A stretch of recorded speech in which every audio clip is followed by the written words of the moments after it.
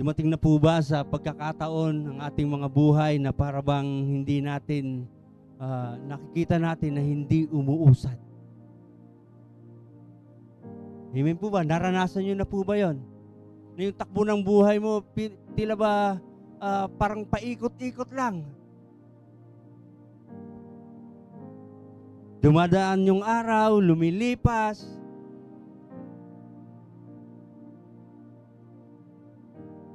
Bawat umaga, gigising, same routine. Ang activities ng ating buhay, yung ginagawa natin, lulubog na naman ng araw, ganun pa rin. Matutulog uli, kinabukasan uli, ganun na naman. Dumating na po ba tayo sa punto ng buhay natin na para bang ganun ang tingin natin? Ganun yung nakikita natin na para bang walang pag-unlad? Amen? Na kahit, messianic na ako. Nagpipist ako. Pero bakit parang ganun? Parang ang buhay paulit-ulit lang. Paikot-ikot lang. Amen po ba? Parang walang paglago. Walang improvement. So, paano pa kaya? Kung yung pananampalataya natin, para bang nararanasan natin na, Ama, ilang taon na ba ako nung nakilala ko kayo? Ilang taon na po nung nakilala natin ang Panginoong Yeshua, Jesus Christ. Tapos tila ba ang buhay paulit-ulit lang. Magkakasala, magsisisi. Gagawa uli ng kasalanan, magsisisi. Lalapit sa Diyos, magsisisi. Amen? Di ba yung Israelita? Magre-reklamo, patatawarin. Magre-reklamo na naman. Magre-rebelde. May mamamagitan.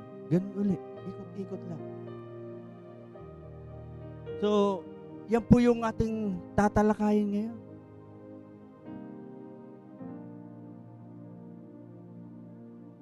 From Horeb to Canaan.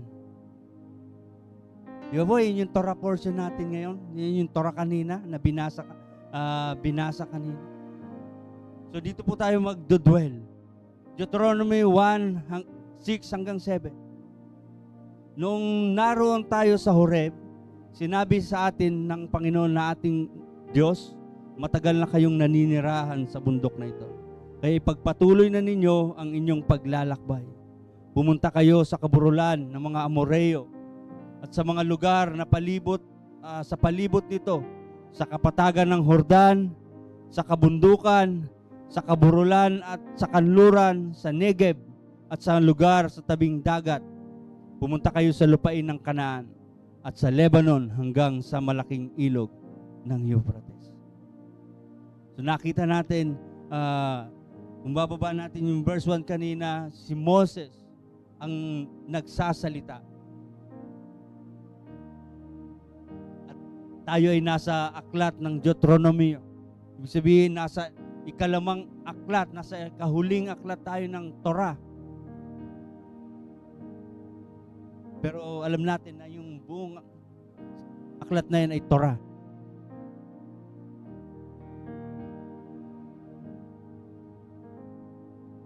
So kung titingnan natin, nandoon sila sa Horeb. Nandoon na sila sa boundary.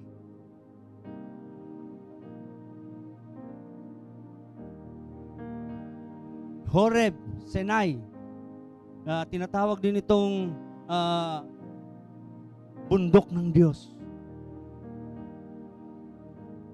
So, ang ating pinamagatan ko itong from Horeb to Canaan. The pattern of spiritual growth. Alam naman natin na yung Horeb, nung lumabas sila sa Ehipto, ang sabi ni Yahweh sa bayan ng Israel, kay Pero, let my people go. Saan sila pupunta? Sa Horeb. Sasambahin doon si Yahweh. Magpipista sa bundok. So Horeb was the place of covenant, not the place of destination. So Horeb was where Israel heard the voice of Yahweh. Yung place of encounter. Ang Horeb ay yung lugar na kung saan kita si Yahweh sa bayan ng Israel. So ibig sabihin yung lugar na yon, napaka makasaysayan niya. Dito nakipagtipan si Yahweh. Dito yung lugar na kung saan ibinigay ni Yahweh yung Torah. Amen po ba? Yung nangungusap siya kay Moses, bumababa yung ulap. Makikita po natin yan. Basahin nyo na lang po, Exodus chapter 19 hanggang 20. Ito yung lugar na kung saan itinalaga bilang pare. Ang lahi ng Levites. So ibig sabihin, napaka historical ng lugar na pinuntahan nila. Napaka-importante. Amen po ba? Naaalala niyo po ba yung lugar na kung saan nagkaroon kayo ng first encounter sa ating Panginoon? Hello? Naaalala po ba natin yung unang pakiramdam nung una nating ma-meet, maranasan yung presensya ni Adonai Yeshua? Sabi sa Deuteronomy 4 verse 10, alalahanin ninyo ang araw na tumayo kayo sa harap ng Panginoon na inyong Diyos sa bundok ng Sinai, kung saan sinabi niya sa akin, tipunin mo ang mga mamayan sa aking harapan para makinig sa aking mga salita upang matuto silang matakot sa akin habang nabubuhay pa sila at para maituro nila ito sa kanilang mga anak. So nakakita po natin, napaka-espesyal ng lugar na yan. From Horeb, Sinai, Mount Sinai. Lalo na sa mga Israelita. Napaka-importante nito. Makasaysayan nito sa kanila. Bagamat napakahalaga ng Horeb, hindi pa rin ito masasabing eto na, dito na tayo magdudwell. Kasi hindi ito ang pangako. Ito lang yung lugar na kung saan nagkaroon ng encounter sa Panginoon.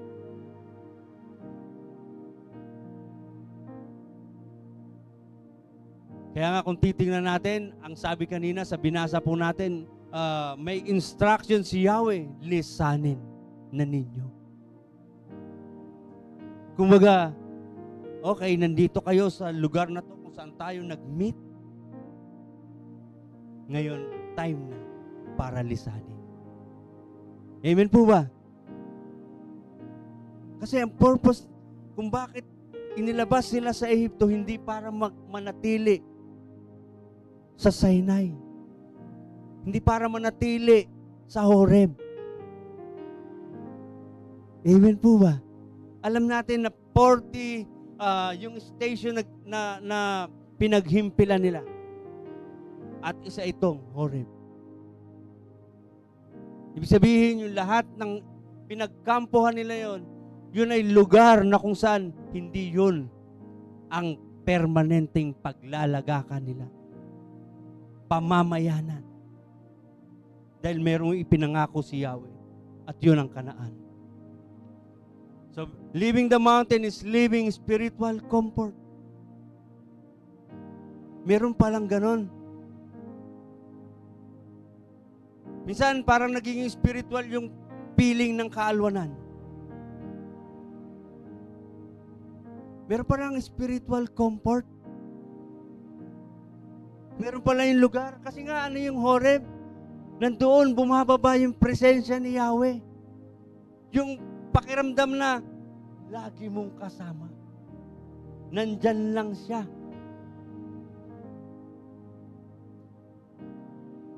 Hello? Na kung titingnan natin, minsan, feeling na lang yun.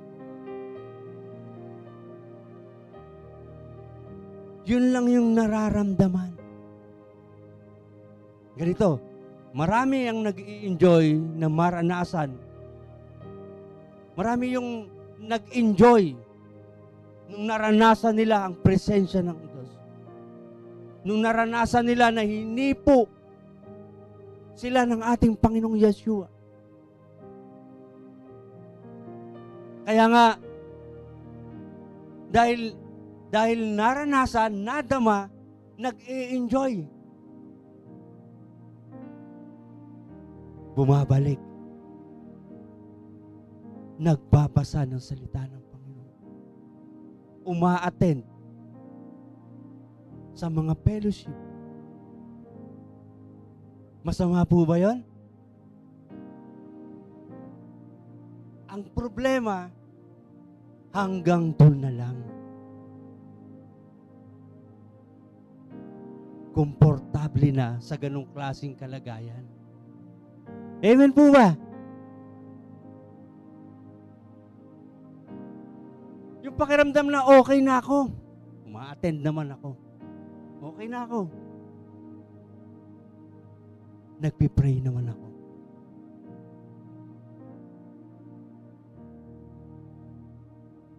Kontento na walang ginagawa.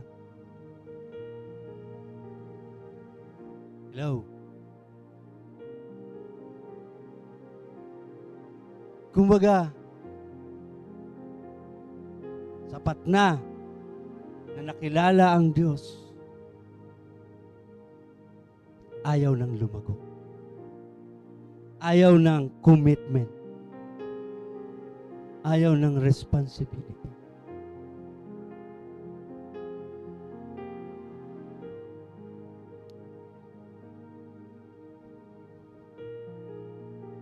Alam niyo po yun?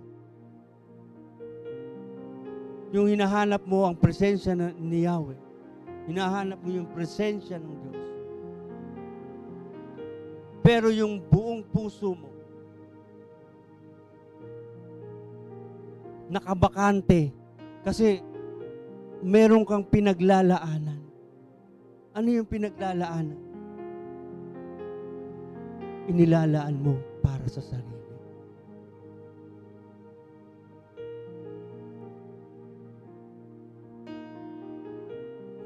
Hello po. Naka-reserve. Hindi para sa paglilingkod, kundi para sa personal activities.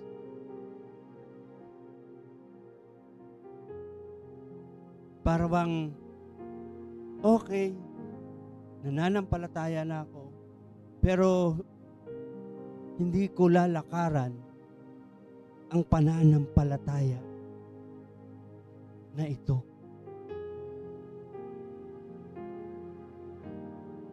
Amen po ba? Hindi handa na ibigay ang puso para sa inihanda ni Abaya na daan.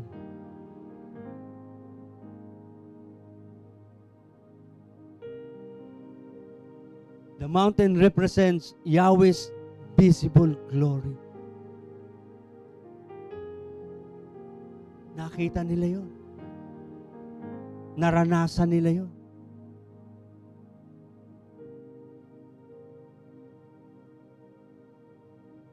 Yung cloud, yung fire, yung pag-angat, yung pagbaba, yung dagundong, yung tinig ni Yahweh na narinig nila. Lahat yun, naranasan nila sa bundok ng Horeb. Naranasan nila yung protection, yung covering, na para bang napaka-safe ng environment na ginagalawan nila. Napaka-safe ng bundok ng Horeb. Nandun si Yahweh.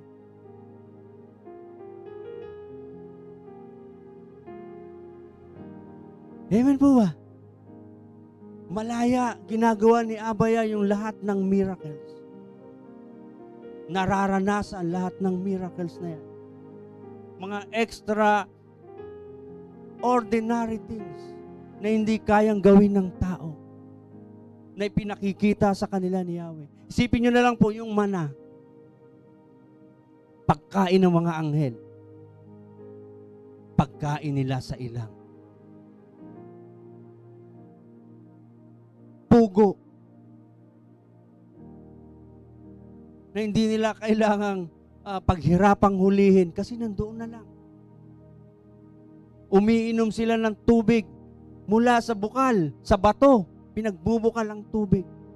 Yung tubig na mapait, pinatatamis.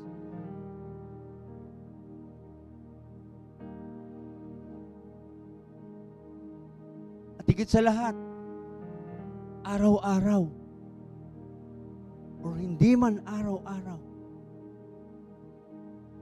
ibig sabihin, lagi nilang naririnig directly.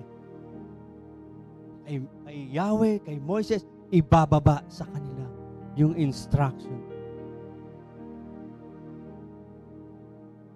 Ano ba ibig sabihin? Ibig sabihin, malapit na malapit. Kasama nila si Yahweh.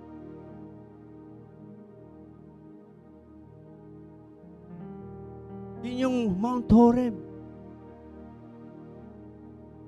Na kailangan, ang tawag nito, na mayroong kaya sila spiritually komportable na. Mahirap English eh. Nabibisaya. Amen po ba? Pero anong kailangan ng promised land? Kailangan ng pananampalataya. At yung pananampalataya na yun, na-build na yun. Itinanim na sa kanila yon sa Horeb. Kailangan ng promised land, responsibility. Maging responsable.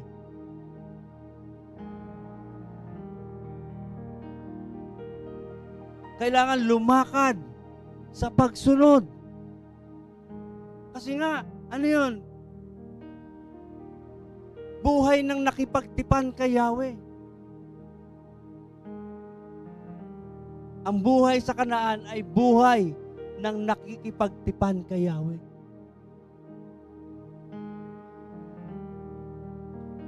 Ang daladalang pamumuhay ay base sa instruction, base sa Torah na ibinigay sa kanila ni Yahweh. Kaya nga kung titingnan po natin, nasa Sinai, natutunan nila ang lahat ng yon. Narinig nila ang salita ni Yahweh. Natutunan nila yung instruction. Pero ang Kanaan, lahat ng natutunan nila sa Sinai, kailangan na nilang i-apply. Amen po ba?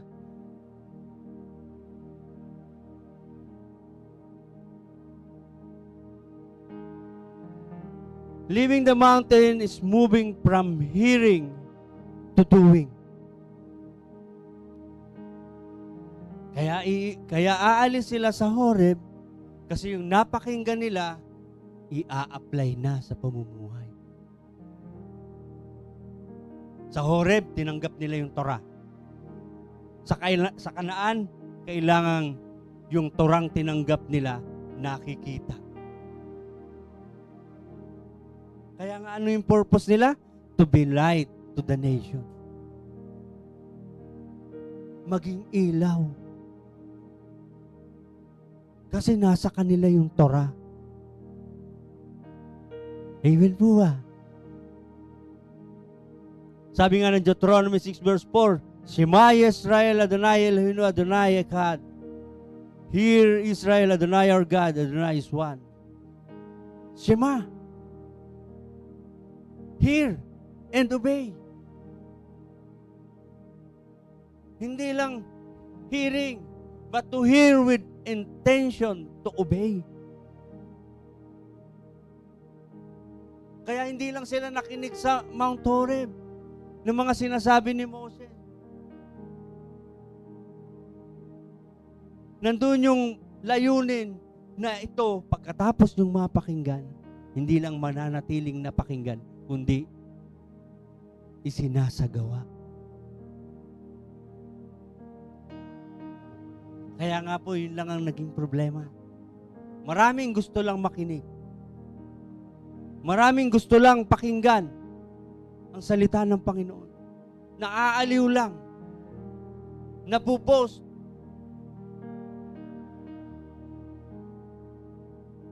Yung kaibuturan ng puso. Gumagaan. Kaya lang ang problema, walang intensyon na isa pamuhay. Amen po ba? O kung hindi man sabihin natin, hindi naman talaga walang intensyon. Hindi naman talaga ayaw. Kaya lang, delayed. Teka muna. Pag kaya ko na. Pag pwede na ako.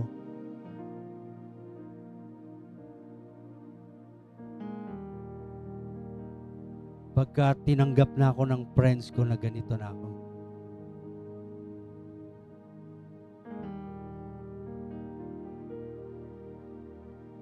Amen po ba? Kaya nga, kung titingnan natin ang pagtawag ni Yahweh, di ba, naalala natin, mula sa Egypt, dinala sila sa Horeb. Doon ibinaba ang napakaraming mga revelation. At mula sa revelation na yon, saan papunta? Sa pagsunod. Hindi yun ibinaba para marinig lang. Yung mga revelation na naririnig natin, na natatanggap natin, hindi yun para sa tenga lang natin. Kundi para matuto tayong sumunod kung ano yung ipinagagawa. Amen po ba? Mula sa pakikinig, patungo sa paglakad sa pamumuhay. Kasi marami ng mananampalataya na nakikinig naman. Kaya lang, meron siyang dalawang klase ng buhay.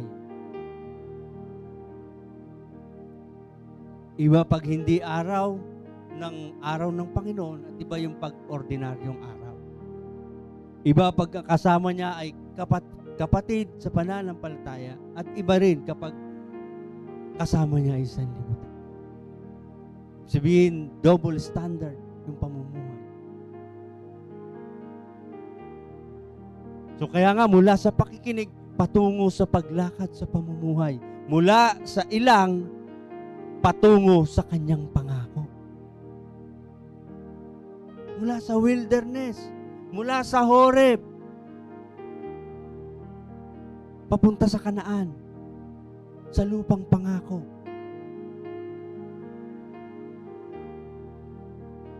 Amen po ba? Mula dito, sa ating pananampalataya na nilalakaran, papunta sa pangakong buhay na walang hanggan.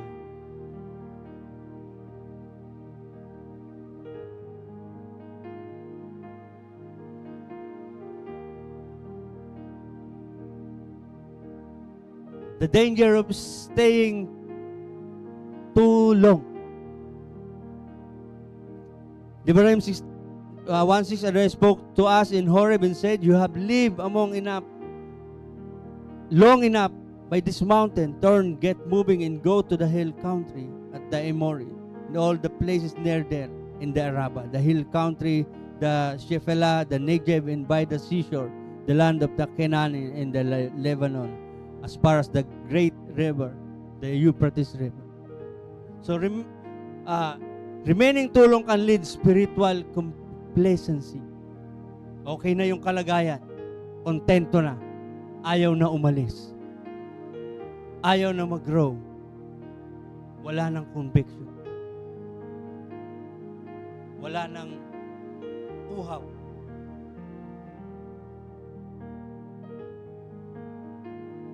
Ibig sabihin, dahil matagal na, ang lahat ay parang nakakasanayan na lang.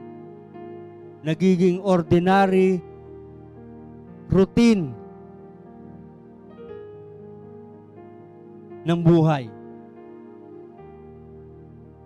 Yung paglilingkod, routine na lang. Bahagi ng paggalaw. Pero wala nang bigat. Wala nang dating. Minsan nga,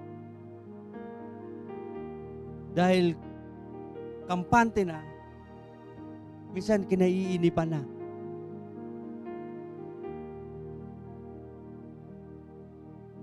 Amen po ba?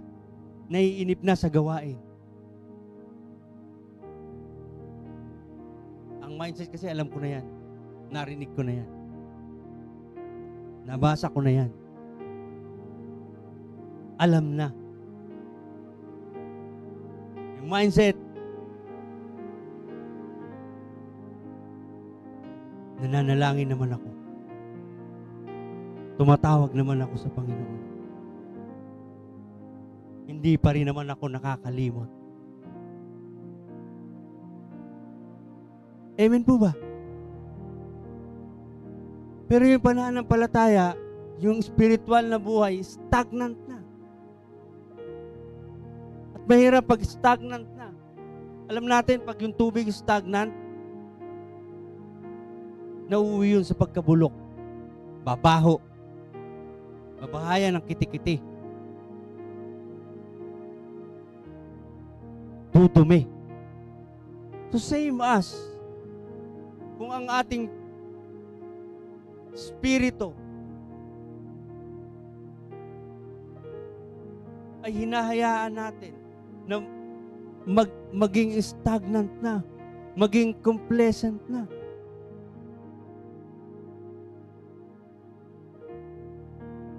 Na ang routine ng buhay natin, gigising ka ng Sabado, liligo kasi Shabbat. At pag upo mo, wala naman yung spirito mo. Gumagala.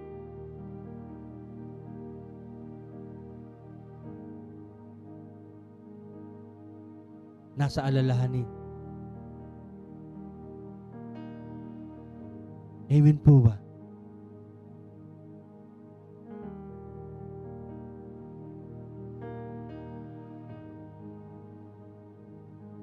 Mahirap ang kalagayan kapag makontento na tayo, maging kampante na tayo. Kagaya nung pinag-aralan natin nung nakaraan, naging kampante na dahil nagpakampante, nagkaroon ng awang. Amen po ba? At pag nagkaroon ng awang, meron ng pintuang bukas.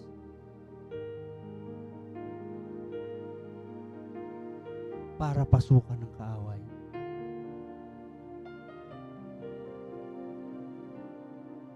Amen po.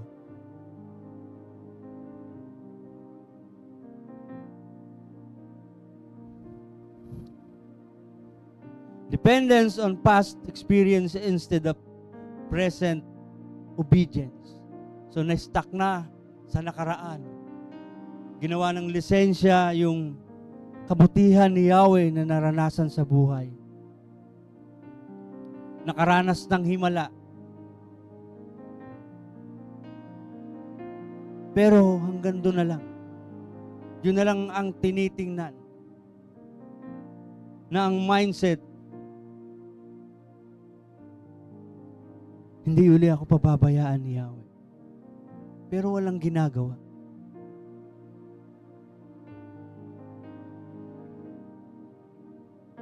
Amen po ba?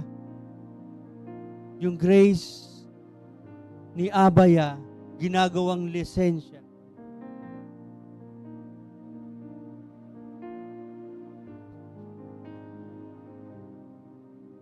Para gawin yung kagustuhan at aliwin sa salitang, patatawarin naman ako ni Yahweh. Mabuti si Yahweh, mapagpatawad.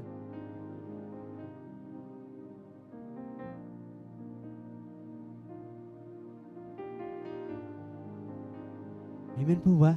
Ang pananampalataya ay paglalakbay. Ang Horeb ay isa lang sa mga lugar na dinaanan nila sa journey ng pagpunta sa pangako ni Yahweh. Ibig sabihin, may movement ang ating pananampalataya. Hindi tayo pwedeng maiwan na lang sa nakaraan. Oo, maganda yung nakaraan, alalahanin yung kabutihan ni Yahweh. Pero yung maging fuel yon para mas lalo pa nating nasain, na lalo pang gumawa si Yahweh ng miracle sa buhay natin. Na lalo pang lumawak yung space na pwedeng mag-work sa buhay natin ng Diyos.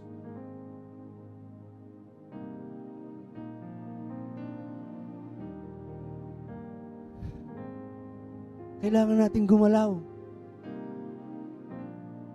Nakita niyo po yung ulap, umaangat. Naglalakbay. Ibig sabihin, pag umangat yung ulap, kailangan na magtiklop ng tent at sumunod kung saan pupunta yung ulap, kung saan hihinto. May movement yung pananampalataya natin. Kaya nga hindi pwedeng stagnant.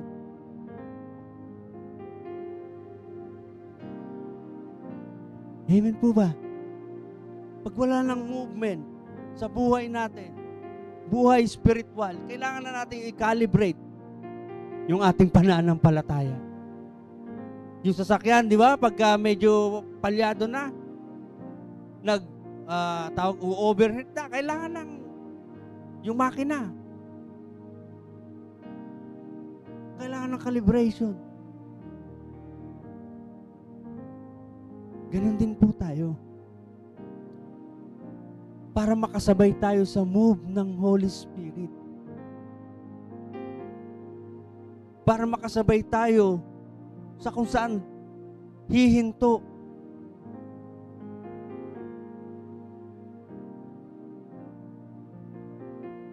Sa kung ano na yung move. Kaya nga, ano yung hihingin natin? Fresh, new, revelation. Pag ang ating buhay, spiritual, ay calibrated, marireceive natin yung mga sariwa at mga bagong revelasyon mula sa Panginoon. Dahil sa totoo lang, yung ating alam ngayon, hindi pa yan yung kabuuan ng nasa scripture. Kakapiranggot pa lang yung alam natin. Kakapiranggot pa lang yung natutunan natin. Kaya hindi tayo pwedeng magdepende na lang at wag nang kumilos. Kailangan nating mag-move. Kailangan nating sundan ang yapak ng Panginoon. Amen po ba?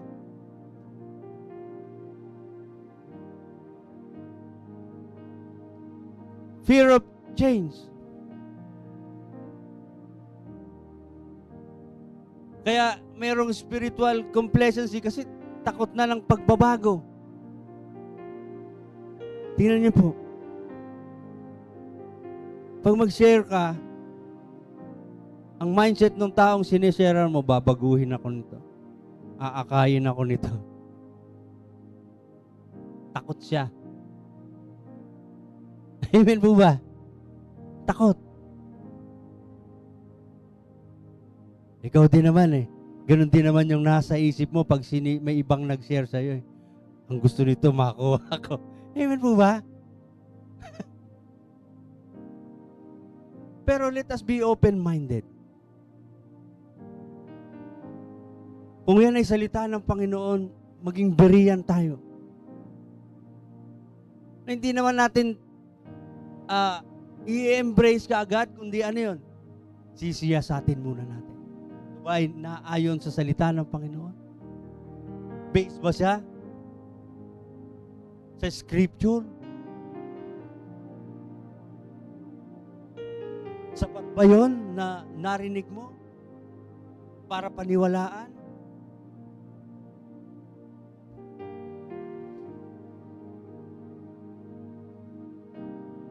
Amen po ba? Minsan ayaw nang bumaba ng Horeb kasi okay na rito, bago na naman. Ano na naman yung kakaharapin na yan dyan? Okay na yung faith ko eh. Jesus, nag-Yeshua ka pa. Nalait na naman tuloy. So yung mga takot, jumping to conclusion agad.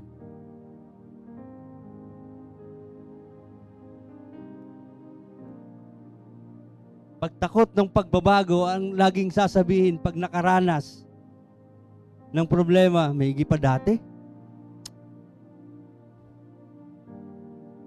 Amen po ba? May higi pa dati. Okay pa ako nun eh. Nalala niyo yung mga Israelites? Sa wilderness? Pag nauhaw, balik na tayo sa Ehipto. Pag nagutom, balik na tayo sa Ehipto. Pag nag-crave, iba kasi yung nagutom sa nag-crave eh. Na-miss yung kinakain. Wala naman yan dito, balik na tayo sa Ehipto. Ay, wala kayong baboy. Balik na ako sa dati. Amen po ba? Nakakita ng giants. Wala na bang libingan sa Ehipto? Kaya dito nyo na lang kami. Ano uli ang gagawin? Mag-ano tayo? Ng bagong leader na maghahatid tayo sa atin sa Ehipto. Ano ba ibig sabihin? Mas maigi pang maging alipin kaysa humarap sa challenge at pag pinagtagumpayan, kalayaan. Amen po ba?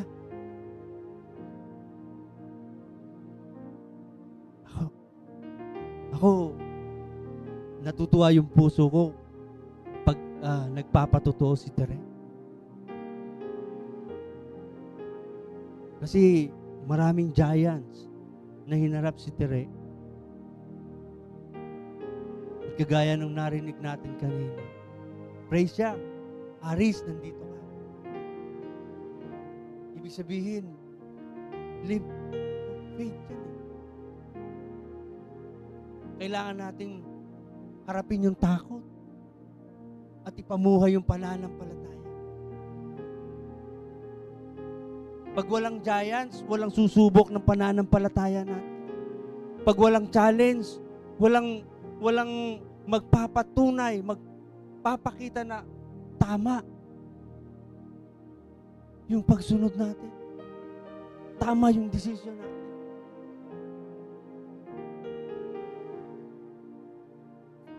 Amen po ba? Pag walang bagyo, hindi makikita na matibay yung bahay.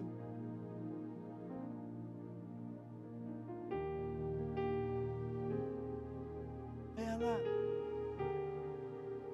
embrace natin ang salita ng Panginoon. Embrace natin ang Torah. Huwag tayong matakot. Dahil hindi naman tayo ang magbabago. Babaguhin tayo ng Panginoon. Ayon sa disenyo niya. Ayon sa wangis niya. Amen po ba?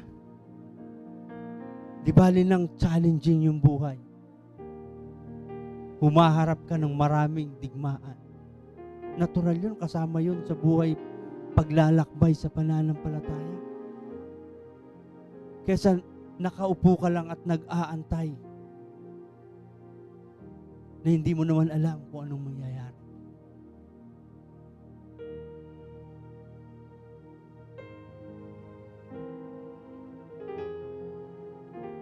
Bakit merong spiritual complacency? Loss of vision. Nabubuhay na lang sa agos, come what may. Wala nang tinatanaw. Naglilingkod pero religiously.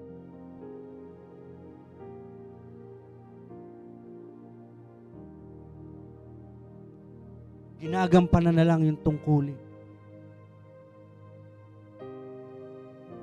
Pinapalipas na lang yung oras. Ibig sabihin yung pananampalataya, yung buhay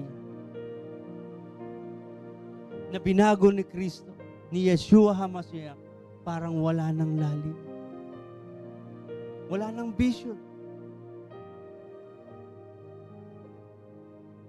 Kampante na eh. Niligtas na ako, niredeem na ako.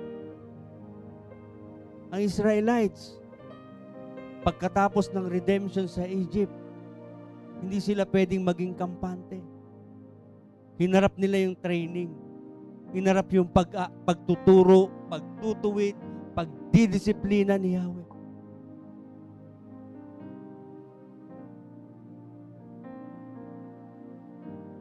Amen po ba?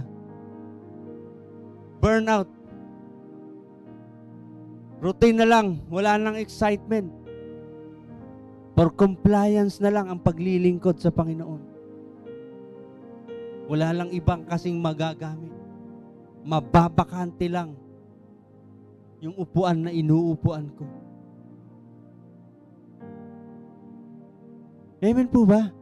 Wala nang lalim na pagtanaw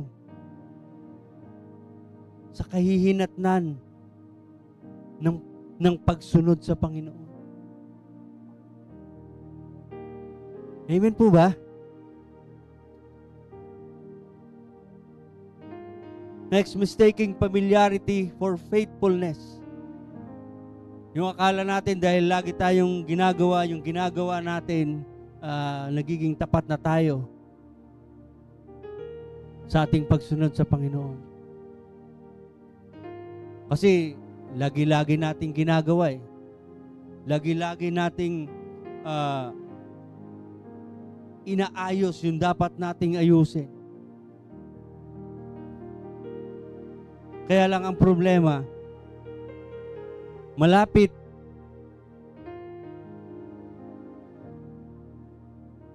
sa gawain, pero malayo ang puso sa Panginoon.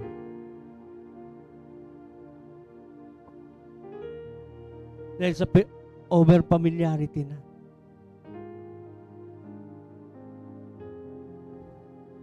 Ako nga, tinitingnan ko yung si Aaron at si Grace pag-ereb ng Shabbat. Pinagmamasdan ko sila kung maiinip pa sila. Kasi same routine eh. Babasahin mo ang haba ng babasahin mo. Sunod na Shabbat, ganun lang uli, babasahin mo, magpipray, tatayo, pagpipray. Tinitingnan ko kung naiinip na ba sila, nagsasawa na ba sila, dahil paulit-ulit.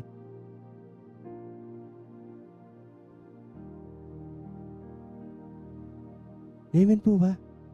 Ang sabi ng Matthew 15 verse 8, iginagalang ako ng mga taong ito sa mga labi nila, ngunit malayo sa akin ang kanilang puso. And Pahayag 2 verse 4, ngunit ito ang ayaw ko sa inyo, tinilikuran ninyo ang una ninyong pag-ibig. Malayo ang puso. Naglilingkod ng malayo ang puso dahil wala na yung unang pag-ibig. Amen po ba? Parang sa mag-boyfriend at mag-girlfriend. Pag nawala na yung excitement, wala na yung unang pag-ibig.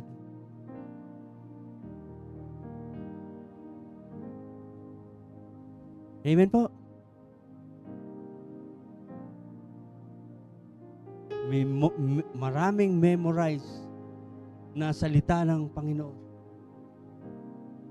Alam na alam yung mga verse sa isip. Pero sa puso, ang tawag doon parang ano lang. Hindi, marami akong alam. Marami ka lang alam.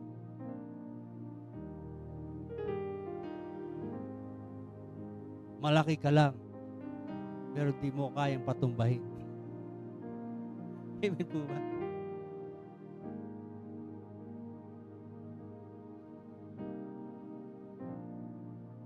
Kailangan ilapit natin. Kailangan magkakunik. Paglilingkod natin, nandun yung pagmamahal natin sa Panginoon. Yung ipinakikita natin, dapat yun yung katotohanan sa atin. Hindi isang pagpapanggap. Dahil hindi natin madadaya ang Panginoon. Hindi natin siya malilinlang. Alam na alam niya yung laman ng ating puso. Alam na alam niya kung yan ay nanlalamig. Alam na alam niya kung yan ay malayo na sa Kanya. Malapit lang tayo.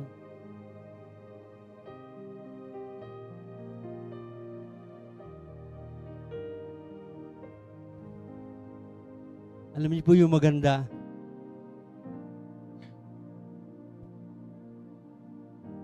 From Horeb to Canaan.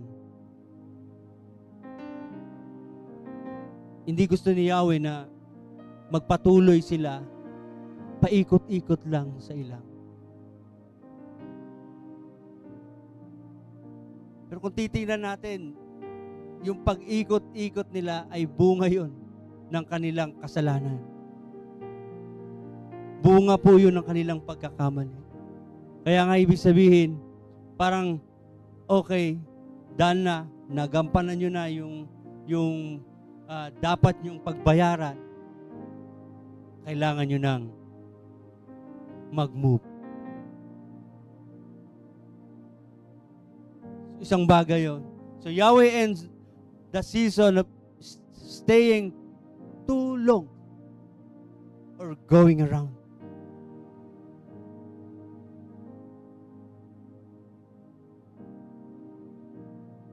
Tutuldo ka na. Tatapusin na. Hihinto na. Amen po ba?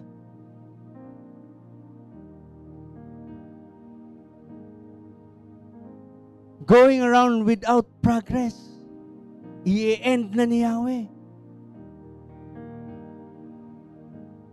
Yung buhay na paikot-ikot, na hindi lumalago, hindi umuunlad, yung walang progreso, i-end na ni Yahweh. Amen po ba?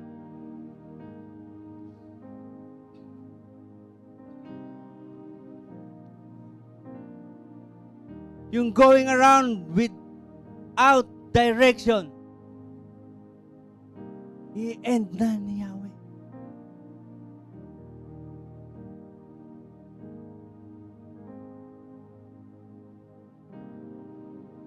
Tapos na. Yung buhay na walang direksyon.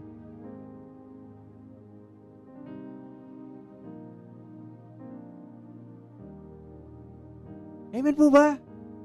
Ang buhay na paikot-ikot lang, walang direksyon. Sabi ni Yahweh, tama na. Ang tagal na yan. Stop na. Move na. Sino yung nagbigay ng direction? Si Yahweh. Ito yung direction. Punta ka ron sa north.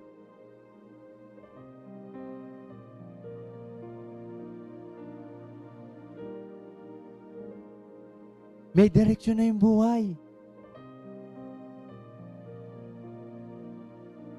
Meron ng pupuntahan. Meron ng aim. Meron ng tinitingnan. Amen po. Going around without purpose. Sabi ni Yahweh, end na. Buhay mo walang layunin. May layunin na ngayon. Tama na ang buhay na walang layunin. Tama na yung buhay na nabubuhay ka lang na walang purpose. Gumalaw ka na. Kumilos ka na. Amen po ba?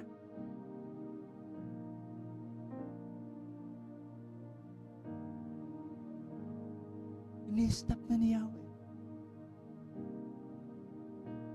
Meron ng purpose. Ano yung purpose mo? Makarating doon sa pangako ni Yahweh. Magtagumpay. Pagtagumpayan yung mga giants na yan. Mag-cross over para makarating sa pangako ni Yahweh. Going around without life and meaning. Buhay lang, pero hindi buhay. Walang buhay. Walang meaning. Pero nung tinanggap natin ang Panginoong Yeshua,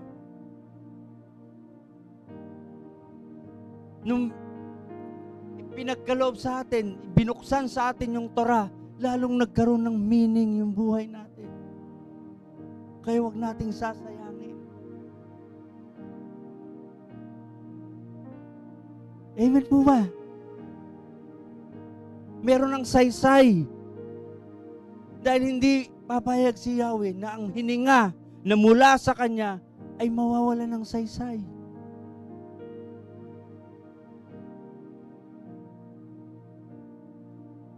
Hindi siya nalulugod doon. Hindi siya matutuwa kung hindi natin matanggap yung mga inire-reserve niyang blessing. Kung hindi natin matatanggap yung buhay.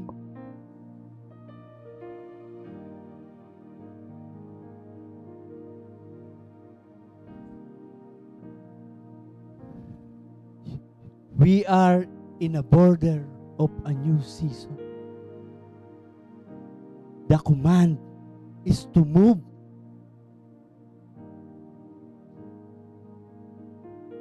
Amen po. Alalahanin natin yung kabutihan ni Yahweh. Alalahanin natin lahat ng ginawa, nangyari sa buhay natin. Pero nandito pa rin tayo. Ibig sabihin, may new season tayong nahaharapin. Nasa border tayo nung nakaraan. Tatawid tayo sa bago.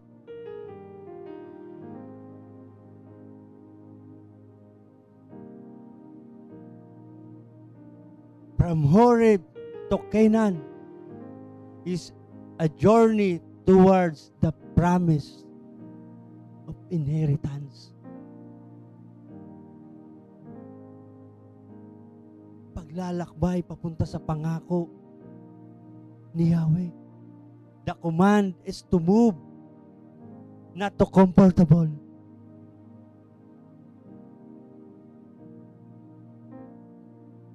Lumakad. Huwag magkampante. Huwag magstay. So nakarating na po tayo sa hurip ng ating mga buhay. Amen po ba? Nasa hurip tayo ng ating mga buhay. At ito yung sinasabi ni Yahweh. Deuteronomy 1:6, matagal na kayong naninirahan dyan sa bundok na ito. Pero hindi naman niya sinasabing mali na nandyan kayo nagtagal. Amen po ba? Hindi niya sinasabing mali yung nasa Horeb kayo. Ang sabi niya, magpatuloy.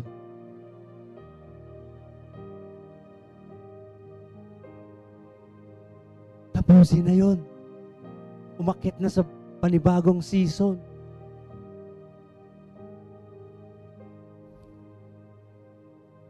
Parang sinasabi niya, naranasan nyo na ako dyan. Sa Horeb. Nakita nyo na ako dyan. Naramdaman nyo yung presensya ko. Kasama nyo ako. Pero hindi yan yung hangganan. Hindi dyan kayo mananatili. Hindi ito ang lugar na ipinangako ko sa inyo.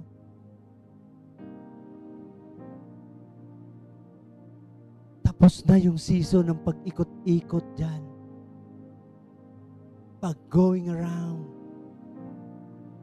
Pumasok na tayo sa bagong season ng ating buhay, pananampalataya. Yung revelation, kailangan na ng application. Yung encounter natin, kailangan na natin ng obedience sa Panginoon. Yung pananampalataya, kailangan na nating ipakita sa gawa. Kailangan na nating ipamuhay. So, hindi issue yung Horeb. Ang pagiging kampante sa Horeb. Kahit na nag-uutos na ang Panginoon. Kahit na nag-uutos na si Yahweh. Nalisanin yung lugar na yun. Yun yung issue. Amen po ba? Hindi issue yung matagal na tayong mananampalataya. Ang issue, matagal na tayong mananampalataya at naging kampante na tayo at ayaw na nating kumilos. Ayaw na nating madagdagan yung kaalaman. Ayaw na nating linangin pa, palalimin pa, palawakin pa ang sakop ni Yahweh sa buhay natin. Para bang ayaw na nating pumunta dun sa kung saan naroon ang kanyang pangako. Amen po ba? Yung Horeb, yun yung encounter, yun yung lugar na kung saan inihahanda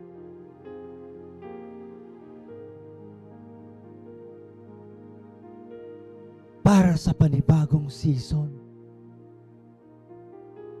Inihahanda tayo para tumawid sa bagong season ng buhay natin. Spiritual.